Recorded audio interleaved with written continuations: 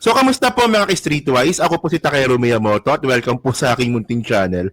So, mga kababayan, alam naman po natin no, na itong si Sara Duterte nga po pumunta ng Australia. Okay. So, ang nakita ko nga po doon no, hello po Manang Biday, no?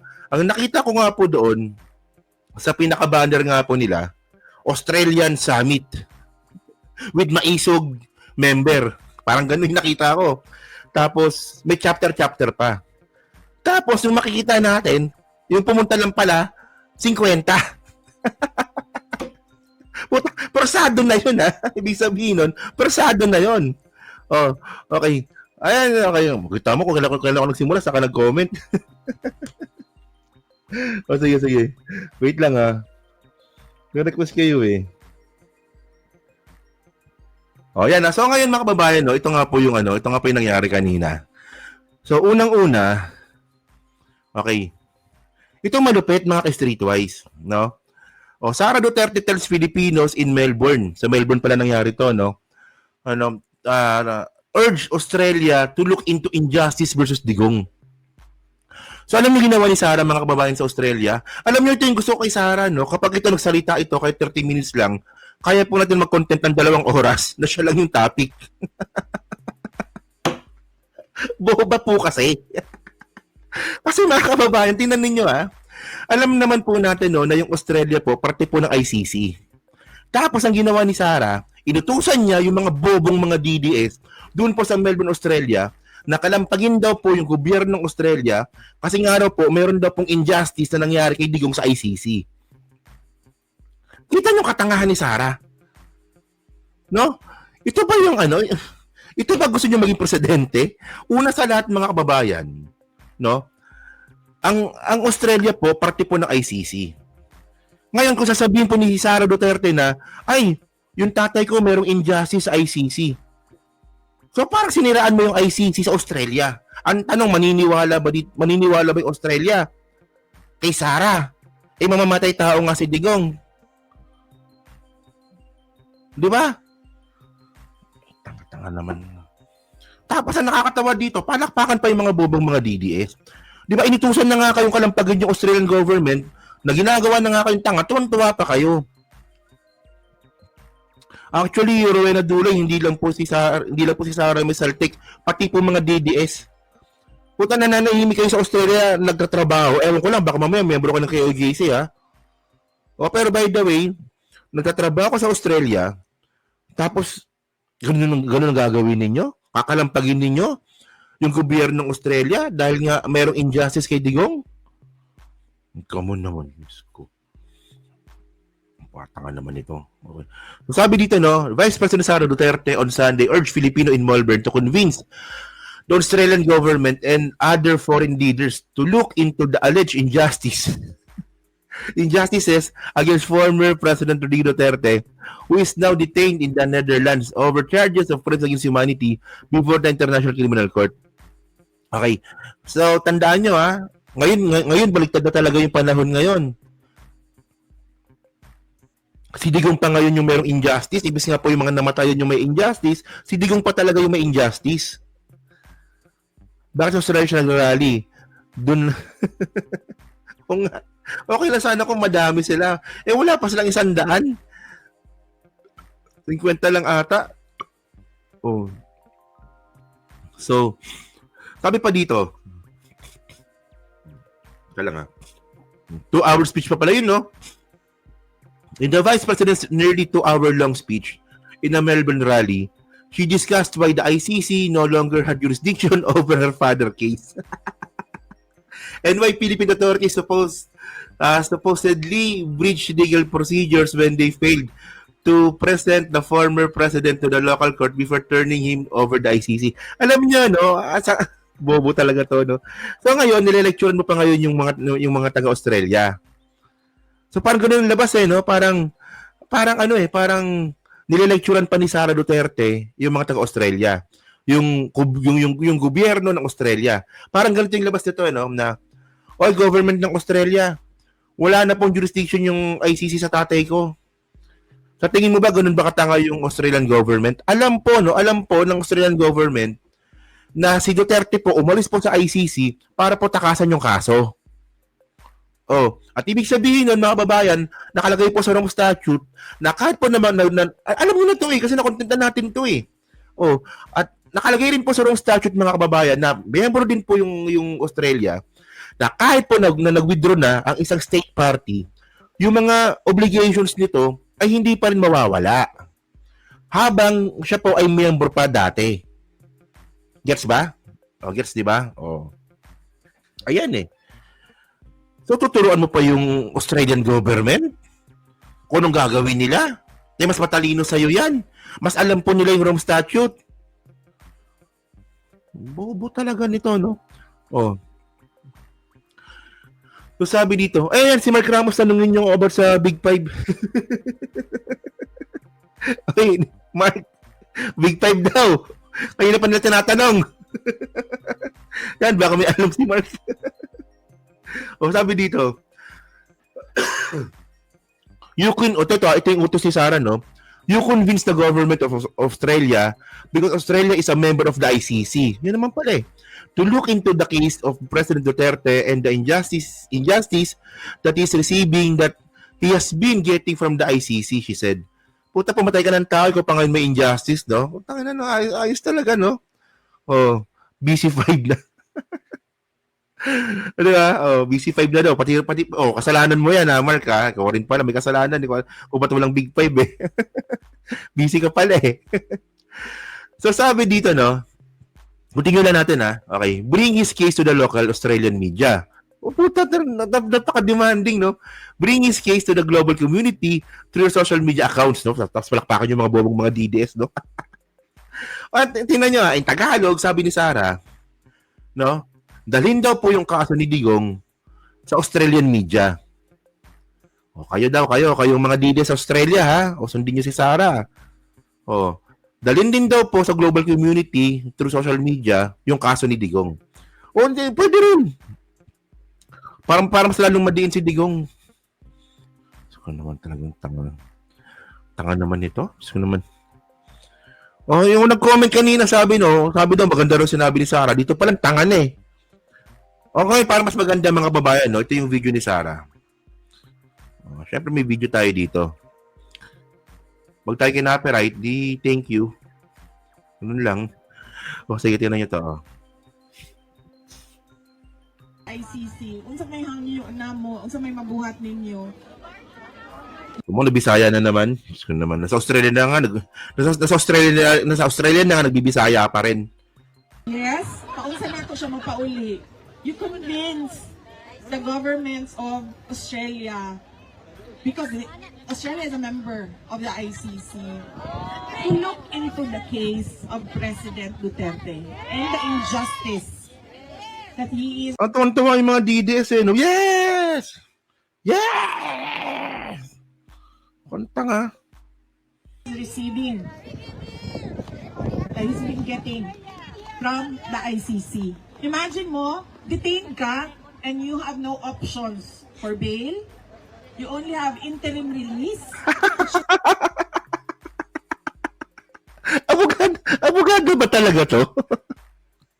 Abogado ba talaga to? So sabi ni Sarah, kita mo, yung detained ka, pero wala kang karapatan mag-bail, kundi interim lang. Siyempre, bago po pumasok ang Pilipinas sa ICC, alam na po nila na ganyan po yung proseso. At kahit po sa Australia, bago po sila pumasok sa ICC, alam din po nila na wala pong bail.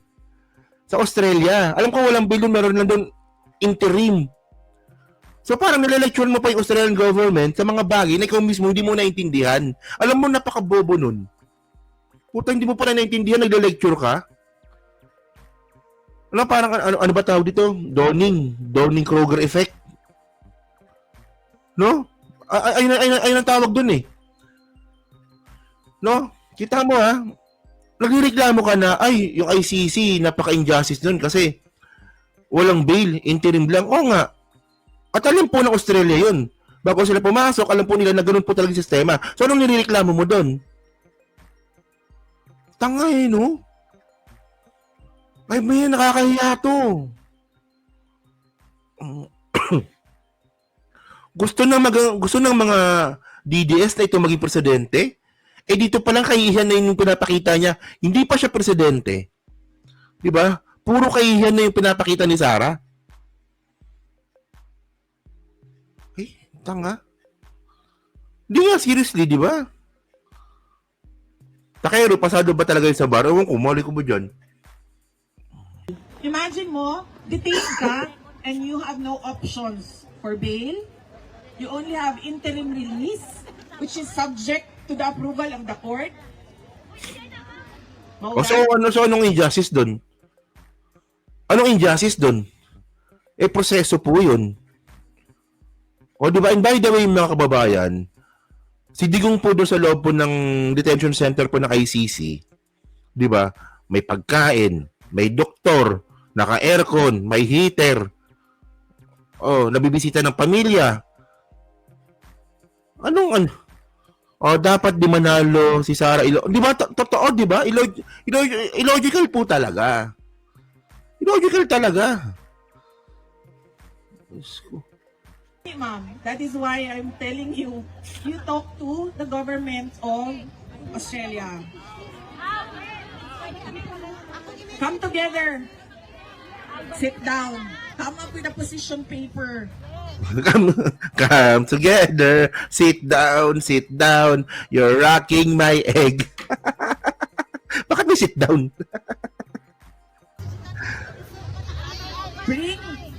Bring his case to the local Australian media. Bring his case to the global community through your social media accounts. That is what we need to do for the foreign governments. Ha? Ano daw? So ngayon mga ka-streetways, alam nyo nakakatawa kasi dito. Tinan nyo to, no? Tinan nyo to. Okay. Ilan ba kausap niya? Nag-uutos nga, di ba? Nag-uutos siya eh. Tinan nyo naman to. So, ito nakita ko to ng ano to in-screenshot ko to. So, ang pumunta pala doon sa Melbourne, Australia, madami. Mga 50. Ang dami. Mga 50 sila. Takinan tong mga to. Tandaan nyo yung nakalagay po doon sa kanilang invitation sa kanilang postcard online, 'di ba? Maisog Rally. Australian Summit. 'Di ba? Tapos by chapter pa. Melbourne chapter, Sydney chapter, tapos ito lang. Ayos talaga. At ang alam ko mga kababayan, no, marami pong nililista sa sa Australia. Di ba? Walang yan na to. Hindi, alam niyo ko nung pangit dito mga kababayan. Okay, gumastos si Sara Duterte ng ganyan ng limpak-limpak na pera. Syempre mga kababayan, syempre visa, hotel, pangkain, tapos ticket sa airport, isama mo pa yung mga staff niya. Okay lang sana kung si Sara lang yung umalis eh. May mga staff po yan. May tagapayo nga yan eh. Lahat po yan mga ka-streetways, no? Pera pa ng gobyerno yan. Di ba? Pera ng gobyerno yan. May trabaho ba si Sara? Wala naman trabaho yan. May trabaho ba yan? Wala naman trabaho yan eh. Tandaan nyo, yung pagiging abogado niya, hindi siya pwede mag-practice bilang abogada kasi nga po, vice presidente siya. So wala siyang trabaho. Kapag ikaw po ay isang government official, hindi ka pwede mag-practice kung abogado ka. So, saan galing yung pera ni Sara dito, pinanggastos dito? Ito yung gusto kong sabihin sa inyo eh. Napakadami po ng gastusin ng mga Duterte ngayon. Pero bakit parang napaka-unlimited ng pera nila? For example, magkano yung bayad nila kay Fortune? Kay Fortune Narbasa Salazar. Law firm, magkano yun? 20 million. Acceptance fee pa lang yun. Hindi pa kasama dun yung appearance fee. Hindi pa kasama dito yung documentation fee. Hindi pa kasama dito yung fee. Kung anumang fee. Di ba? 20 million. Magkano binabayad nila kay Kaufman? Ano daw? $2 million daw. Kada $2.4 million every month. Saan galing pera nito? Parang di sila naubusan ng pera. Kaya nga importante mga ka-streeters na matuloy po yung impeachment trial para pa mabuksan po yung mga bank accounts ng mga Duterte. O, di ba? At tandaan natin kung baka nakakalimutan nyo nga po. Nung nahuli po si Digong, si Pulong po, lumabas ng bansa, pumunta kung saan lugar. Malay ba natin, baka doon po tinago ni Pulong yung kayamanan ng mga Duterte, kung saan lang din. Di ba? Di ba kanainis dito? Kayo mga dites, kaya kayo magigising. Mangingibabaw pa rin po ba talaga yung pagiging kulto ninyo? Kasi sa katotohanan, ayun po yung mga bagay po mga kababayan na hindi mo kailangan maging matalino. Hindi mo kailangan ng sobrang taas sa IQ. Hindi mo kailangan ng masteral degree para maintindihan po yung mga bagay-bagay po na to. Pero lahat po yan, binaliwala ng mga DDS kasi nga po, wala pong tama't mali para sa kanila. Ang importante sa kanila, di ba, itatapon po nila yung lahat ng lohika para po mapagpatuloy yung kanilang pagiging supporter, pagiging kulto ng mga Duterte kahit hindi na po tama. Di ba? Sinasabi ko dati yan Pagdating sa politika, walang tama't mali. Totoo naman yun. Di ba? Pagdating sa elections pala, sorry, sabi ko pa election. Pagdating sa election, walang tama't mali kasi meron tayong kanya-kanyang dahilan at meron tayong kanya-kanyang pag-iisip sa pagpili ng mga leader natin. Pero mga streetwise, pag lumalabas na po yung ebidensya na talaga merong anomalya po sa isang tao, kailangan na po natin magising. Di ba? Oh. Meeting ng triad, no? So, tingnan nyo to, no? So, ayan pa, oh. So, ito, tapos ito. Oh, di ba? Ang dami, no? Yan. Oh, di ba? Ang dami, di ba? Pilipinas, Duterte pa rin. Ang na nagmamahal sa atin. Tanga. Oh. So, ngayon, tingnan nyo to, no? So, ito yung stage. Tapos, actually, meron pa yan Bago siya Yan. naging presidente. So, actually, mga babae, ang dami pong katangahan po na ginawa po ni Sarah. Sobrang dami. So, ito pa yung isa. Oy, Teki Mind. Teki Mind, gising pa. May pasok siguro to. May pasok yun sa Teki Mind. Almusal lang, So, tinan nyo to, Ito pa yung malupit dito. Tinan nyo. Naging presidente. Merong investigation. Merong hinukay sa Davao City. Merong public inquiry na nangyari. Nandun lahat ng mga Davaoenyo pinatawag, umaten. Pero meron bang kahit isang kaso na na-file? Dahil sa sinasabi nilang war on drugs. O dahil sa